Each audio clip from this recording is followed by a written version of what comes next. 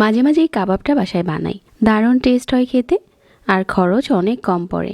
প্যানে পরিমাণ মতো তেল দিয়ে পেঁয়াজ কুচি দিলাম আর অল্প কিছু মুরগির মাংস দিয়েছি এখানে গোলমরিচ আর লাল মরিচ দিয়ে মাখিয়ে। তারপর দিয়ে দিচ্ছি হাফ চা চামচ করে আদা রসুন বাটা, কিছুক্ষণ ভেজে নিয়ে এখানে দিয়ে দিচ্ছি চাট মশলা। ভালো করে নেড়েচেড়ে মিশিয়ে কিমাটা রান্না হয়ে যাওয়ার পর্যন্ত রান্না করে নিচ্ছি।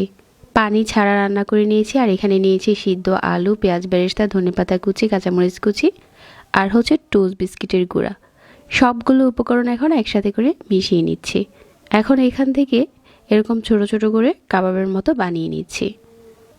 আর এই পর্যায়ে আরও একটা বাটিতে দুটো ডিম ভেঙে নিয়েছি, প্রথমে টোস্ট বিস্কিটের গুঁড়াতে ডুবিয়ে, তারপর হচ্ছে ডিমে ডুবিয়ে আবারও টোস্ট বিস্কিটের গুঁড়াতে ডুবিয়ে নিচ্ছি।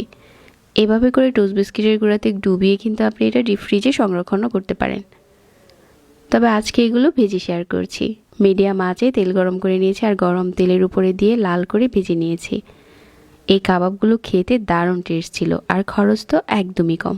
ঝটপট কাবাব বানাতে চাইলে এটা হতে পারে সেরা রেসিপি।